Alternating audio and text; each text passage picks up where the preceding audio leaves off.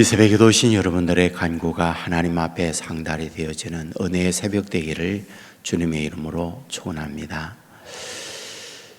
오늘 본장에서는 여자 문제를 다루고 있구나 하는 것을 발견하게 됩니다.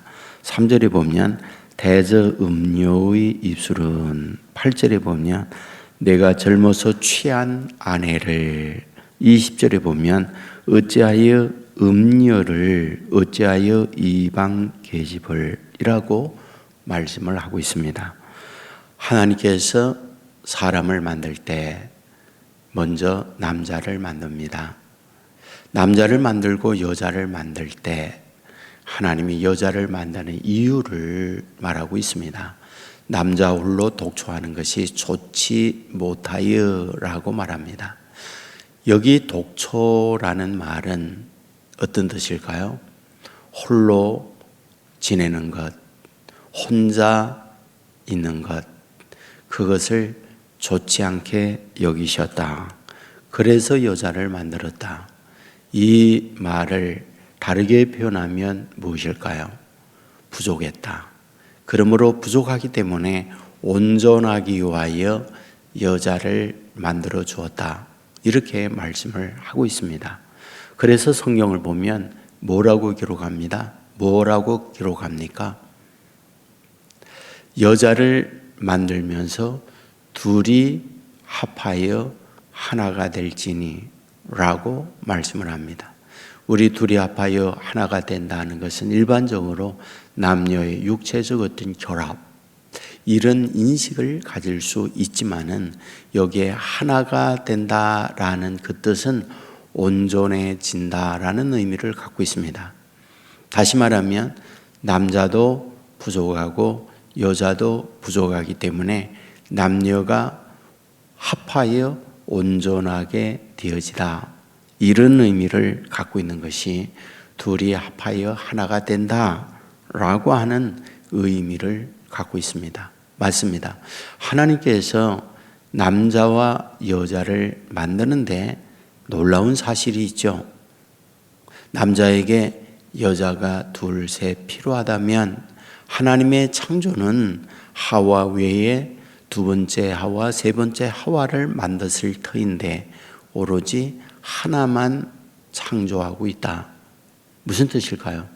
1대1의 관계를 갖고 살아가도록 하나님께서는 이와 같은 창조 섭리 속에서 하나님이 가정을 이루게 했다라고 하는 것을 우리에게 말씀해 주고 있습니다. 근데 문제가 있죠.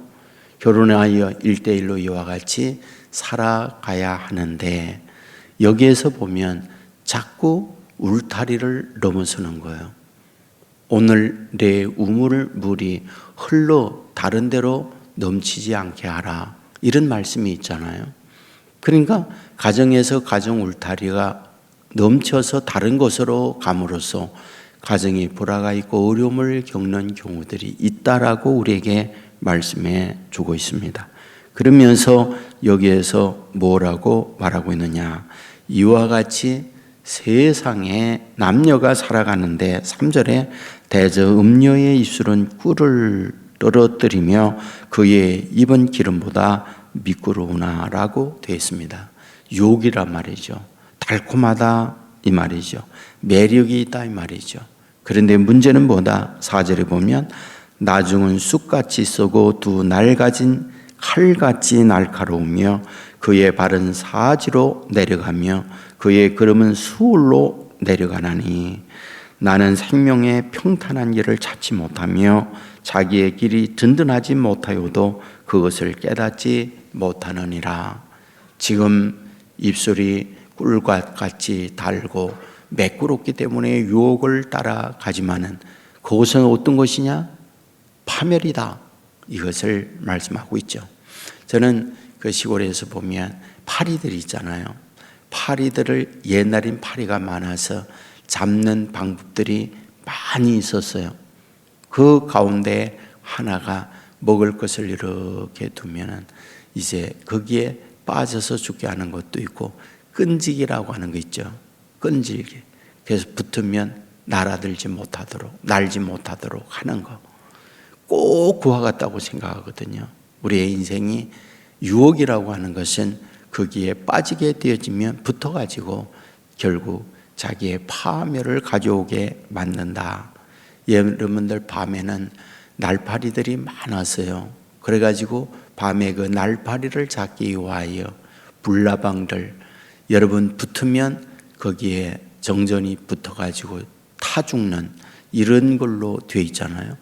우리의 인생도 그러하다라고 하는 것을 말씀해 주고 있는 거죠.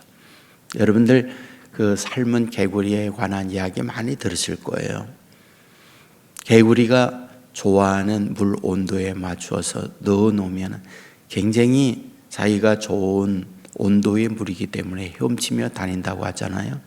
그런데 미세한 물로 물을 데피기 시작하는 거죠. 그러면 그 개구리가 끓는 물에 삶아 죽을 때까지 그 물을 감지하지 못하고 결국 죽는다. 이런 얘기 많이 듣잖아요. 우리의 영혼도 그러하다. 그런 말이죠. 우리의 영혼도 이런 곳에 파멸하게 되어지는 경우가 얼마든지 있음을 우리에게 말씀해 주고 있는 거다. 여러분, 우리가 언제나 성경을 보면서 깨달아야 할 게 있어요. 일반적으로 우리의 눈에 보이는 우리의 경험적 말씀을 하고 있지만 언제나 이런 말씀들은 영적인 것과 항상 연결되어 있다라고 하는 사실을 잊지 말아야 돼요.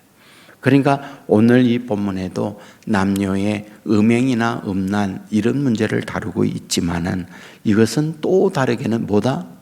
영적 문제와 연결되어 있다. 이런 말씀이 됩니다.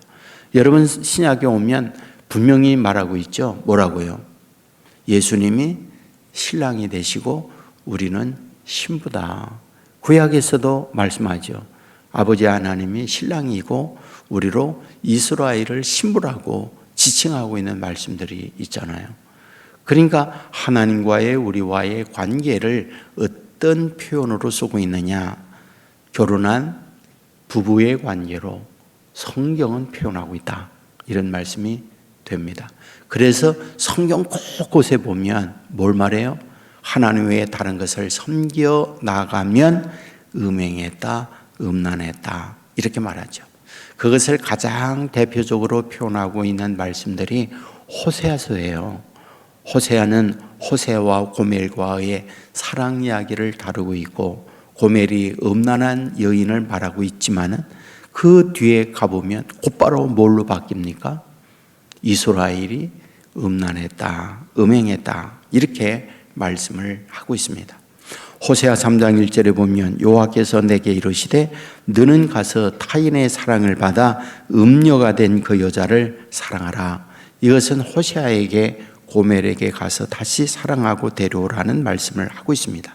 그런데 4장 2절로 가면 이스라엘 자손들아 오직 저주와 속임과 살인과 도둑질과 간음뿐이요 하나님을 떠나 너희들이 살아가는 것이 간음한 존재가 되었다라고 말합니다. 4장 12절에 가면 이는 그들이 하나님을 버리고 음행하였습니다. 하나님 버리고 세상을 따라가는 것을 음행이라고 말합니다. 5장 3절에 보면 에브라임아 이제 네가 음행하였고 이스라엘이 들어졌느니라. 하나님을 떠나 너희가 세상을 따라가는 이것을 음행이다 라고 말씀을 하고 있다 이런 말입니다. 자, 우리는 여기서 깨달아야 할 게 있습니다. 믿음으로 살아간다는 말은 하나님과 영적 결혼한 가운데 살아가는 걸 말한다. 예수를 믿는다라는 말은 신랑 되신 주님과 함께 신부로서 살아간다 그 말이죠. 계시록에 가면 신부가 단장함과 같이 우리는 이제 새로운 신랑 예수님을 만나서 영적 영원한 세계에 살아갈 것을 우리에게 말씀하고 있습니다. 그래서 세마포옷을 입어야 하는데 우리의 더러워진 것을 뭘로 씻느냐? 성경은 말하죠. 어린 양의 피로 우리를 씻어 우리를 정하게 하고 신랑 되신 주님과 함께 영적 결혼을 통하여 영생의 세계에 들어가야 한다라고 하는 부분을 우리에게 말씀하고 있습니다. 사랑하는 여러분, 신랑 되신 주님과 함께 살아간다는 말이 무엇일까요? 그것은 세상에 헛된 것과 어울려서 사는 게 아니라 신랑 되신 주님과 어울려서 살아가는 걸 말합니다. 신랑 되신 우리 주님과 어울려 산다는 말이 무엇일까요? 늘 기도하는 삶이에요. 기도는 대화입니다. 기도는 영적인 호흡이면서 주님과 교통하는 말씀이죠. 여러분, 가정이 깨어지는 이유가 뭡니까? 부부의 대화가 끊일 때예요. 그리고 다른 데 가서 대화가 많아지면 문제가 생기는 거예요.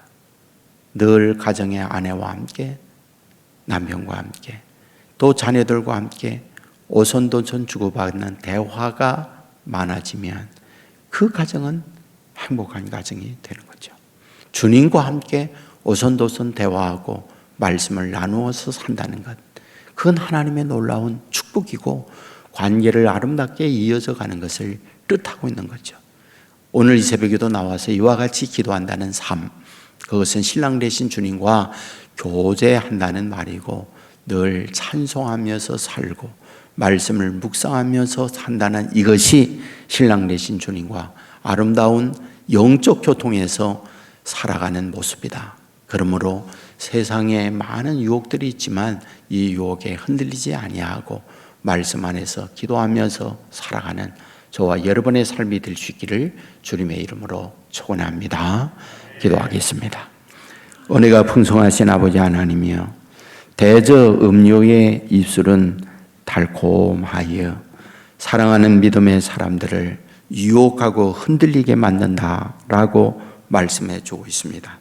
아버지, 신랑 되신 주님과 함께 영적 교통을 하면서 아름다운 하나님의 관계를 이루어가는 자녀들 되게 해주시기 원합니다.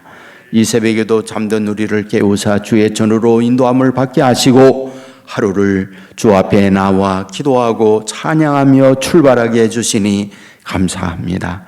우리 안에 거하는 주님과 함께 이 어지럽고 유혹 많은 세상을 살아갈 때 시험에 들지 아니하고 살아가는 자녀들 되게 하여 주옵소서. 아버지 하나님이여, 우리의 입술을 열어 기도할 때 우리의 마음이 하나님 앞에 연락된 기도가 되게 하여 주옵소서. 사람은 외모로 보지만은 중심을 보시는 하나님 앞에 우리의 마음이 올려지는 자녀들 되게 하여 주옵소서. 너희가 주여 주여 하는 자마다 다 천국에 가는 것이 아니라 말씀하였습니다. 원없는 것은 넘어지기도 하고 쓰러지기도 하지만 다시 오뚜기처럼 일어나서 하나님을 붙드는 믿음으로 살아가는 자녀들 되게 하여 주옵소서. 내 원대로 되지 마시고 아버지의 원대로 하옵소서 기도했던 것처럼 우리에게도 이런 기도가 있게 하여 주시옵소서. 아버지 하나님이여, 오늘도 기도하는 주의 자녀들의 간구가 상달된 기도가 되게 하시고 저들 질병이 치유되게 하여 주옵소서. 기도의 제목들이 응답되게 하여 주옵소서. 아버지 앞에 기도함으로 말미암아 갈멜산에 불이 내리던 것처럼 오순절 아래 성령의 불이 임했던 것처럼 우리에게도 하나님의 불이 임하게 하여 주옵소서. 살아계신 하나님의 임재를 체험하고 하나님 믿는 자녀들, 믿는 자다우게 어떤 곳에 있든지 그리스도의 향기를 날리며 소금과 빛의 역할을 감당하는 자녀들 되게 하여 주옵소서. 우리로 인하여 타락하고 어두운 세상을 변화시키를 원하시는 아버지 하나님이여, 주의 도구로 우리를 사용하여 주옵소서. 아버지 하나님이 오늘도 어디에 뭘 하든지 주님께서 우리의 길을 인도하여 주옵소서. 저들의 가정에 성령이 다스리고 주장하는 가정 되게 하여 주옵소서. 우리 아이들, 우리의 딸들 때문에 눈물 흘리고 아파할 때에 흐르는 눈물을 닦아주시고 사람의 힘으로 안 되지만 성령께서 자녀들의 마음에 감동을 주시고 아이들의 미래를 하나님이 맡아 주옵소서. 아버지 하나님이여, 간절히 소원합니다. 우크라이나 전쟁 종식되어 더 이상 아까운 생명들이 죽음으로 끝나는 비극이 일어나지 아니하도록 도와주시옵소서. 세계 곳곳에 복음을 위하여 생명 걸고 헌신하는 자녀들이 있습니다. 그곳에 여호와가 하나님 되심이 증거되게 하여 주옵소서.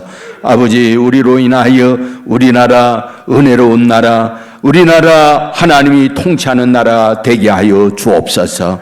예수님 걸어가신 이름으로 기도드리옵나이다. 아멘.